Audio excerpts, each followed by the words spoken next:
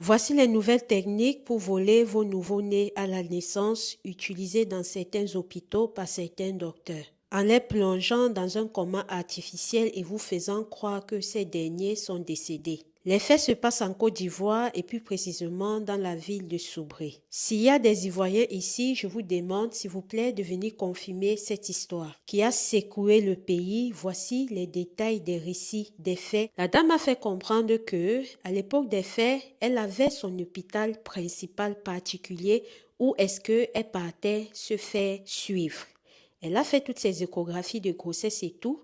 Au moment où elle devait accoucher, arrivé là-bas, quand on a essayé de regarder et tout, on s'est rendu compte que l'enfant était tellement costaud et que il ne pouvait pas pratiquer la césarienne. C'est ainsi que la décision a été rapidement prise de transférer la dame dans un hôpital de la place. Alors quand il transfère la dame là-bas, elle arrive, elle est confiée à un docteur que voilà, ce n'était pas cette personne-là qui avait l'habitude de la suivre.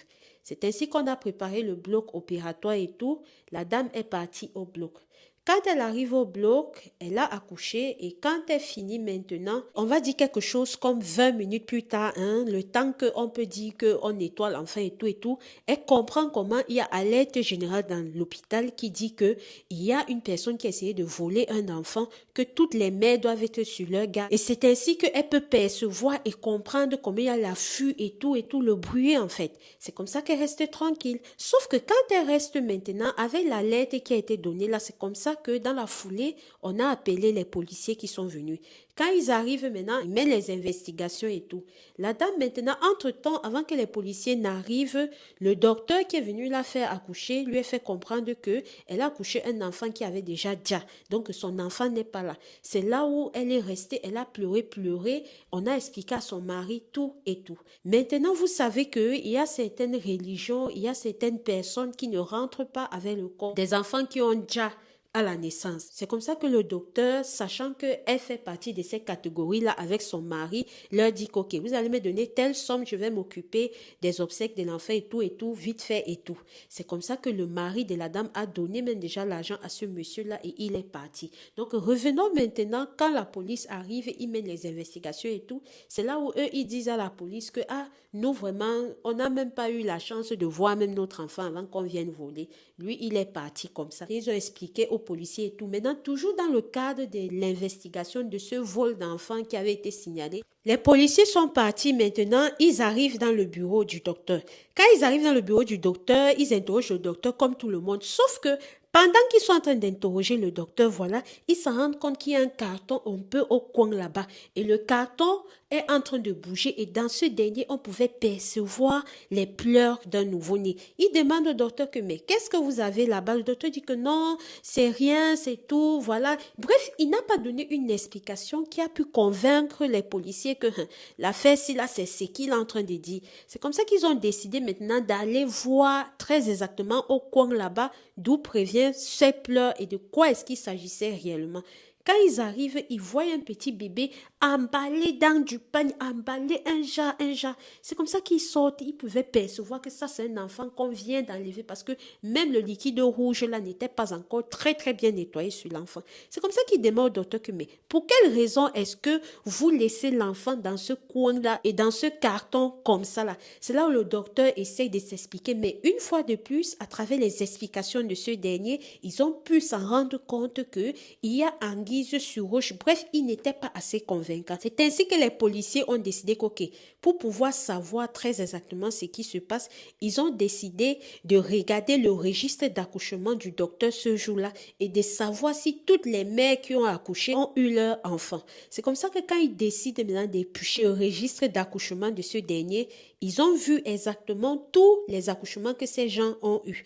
Une chose à attirer leur attention, c'est que, comme je vous ai dit, avant de venir chez le docteur, ils sont d'abord partis interroger la femme là et son mari dans le cadre du fait qu'on disait qu'il y a eu un voleur d'enfants. C'est ainsi que l'un des enquêteurs tapote l'autre que, mais le numéro de chambre ici là, ce n'est pas le numéro de la dame où nous étions là-bas et elle a dit qu'elle a perdu son enfant. C'est ainsi qu'ils décident maintenant d'aller appeler le monsieur de la dame là que viens. Quand le monsieur de la dame là vient, eux-mêmes ils regardent comme ça là.